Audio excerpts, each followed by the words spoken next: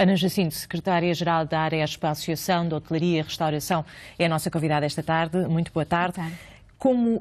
Que tipo de relatos vão surgindo na Associação e que tipo de ajuda está disponível ou pode estar disponível? Muito obrigada pelo convite. Antes de mais, deixe-me dizer-lhe que nós tivemos o dia todo em contacto com as autarquias mais afetadas e com o Ministério da Administração Interna. A nossa preocupação é saber se é possível e se é viável ser declarada a calamidade, uma situação de calamidade, porque só assim é que os municípios conseguem obter auxílios financeiros que de outra forma não vão conseguir ter. E, portanto, temos estado em conversas, tanto da parte das autarquias como do Ministério. Em paralelo, também já tivemos uma conversa com o Turismo Portugal, no sentido de ser disponibilizada uma linha de apoio, que é a linha de apoio à qualificação da oferta, que pode ser disponibilizada para este tipo de situações e, portanto, também já estamos a agilizar no sentido dos empresários poderem recorrer com facilidade e com rapidez a este apoio, que também permite suportar alguns encargos que tenham tido com esta calamidade. E do lado do Ministério, que resposta é que tiveram? Do lado do Ministério ainda estão a apurar, de facto, como disse o Sr. Ministro, se era viável ser declarada o estado de calamidade, mas como sabemos, e ao contrário do que referiu o Sr. Ministro, que obviamente gostaríamos que todos tivessem tido um pé de meia para poder salvaguardar estas situações e fazer os seguros com as apólices necessárias, mas a verdade é que os custos de contexto que estão neste setor e um IVA a 23% não nos permitem fazer esse pé de meia e, portanto, muitos dos empresários não têm seguros que permitam salvaguardar este tipo de situações que advêm da natureza e são situações anómalas e, portanto, muitos deles não têm seguros. Pois, o que eu ia questionar é que tipo de seguro é que têm, se esta situação está coberta e se é possível sequer prever estas situações, no sentido de fazer um seguro só para isto, não é? Isto envolve outras coisas. Nós também estamos a avaliar no terreno e estamos em contacto com os nossos empresários, mas os dados ainda são muito insuficientes, mas os dados que nos chegam, efetivamente, aqueles que têm seguros, porque também há alguns empresários que não têm, mas aqueles que têm, nem todos têm. Desculpe interromper, é a maior parte tem seguro ou a maior parte não tem? Ainda é prematuro, porque como perceberá, os empresários hoje estiveram numa azáfama tremenda nas limpezas e, portanto, não é fácil falar com todos. Mas mesmo que os seguros existam, são poucos aqueles que prevêem estas situações, porque, como sabe, salvaguardar uma situação destas encarece muito o seguro.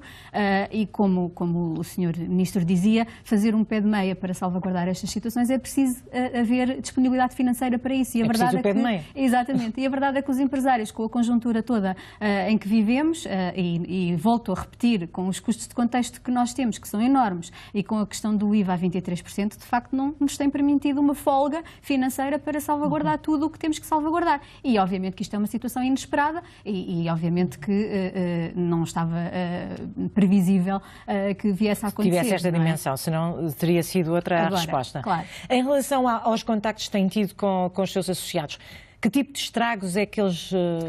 Nós vimos ali faltar a luz em direto, quer dizer, basta isto para ninguém conseguir funcionar num restaurante, nem numa loja, quanto mais num restaurante. Os custos, muitos deles são estruturais, mas acima de tudo são os equipamentos.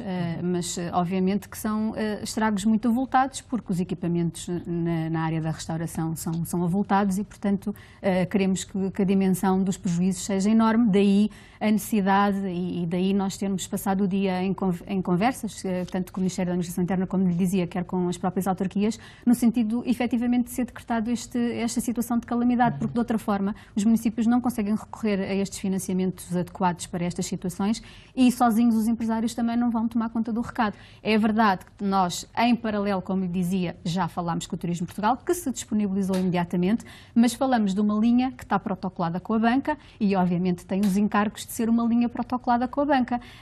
Também fazemos um apelo para que a banca olhe para estas situações de uma forma mais flexível e menos burocrática, menos onerosa, mas a verdade é que se trata de uma linha protocolada com a banca, por muito boa vontade, que o turismo, no fundo, acaba por ser, com condições um bocadinho mais favoráveis, mas a verdade é que acaba por ser uma linha protocolada com a banca que tem alguns inconvenientes. De qualquer das formas, sublinhar que houve, desde logo, uma preocupação do Turismo Portugal em fazermos já uma reunião a breve trecho com os empresários todos que ficaram afetados para que pudessem recorrer de forma mais ágil a esta linha. E tem ideia no seu setor quantos empresários são?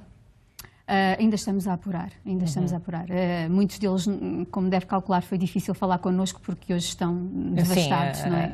E atarefados. Também não conseguiram dar conta da forma como foi feito o aviso, aqui a Proteção Civil a ser criticada. Durante esta tarde, na opinião pública, nomeadamente, foi questionado o ordenamento urbanístico.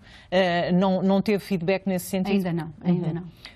Muito bem, obrigada, Ana Jacinto, por aqui, para a sua análise à situação das cheias no Algarve, nomeadamente no que diz respeito à restauração.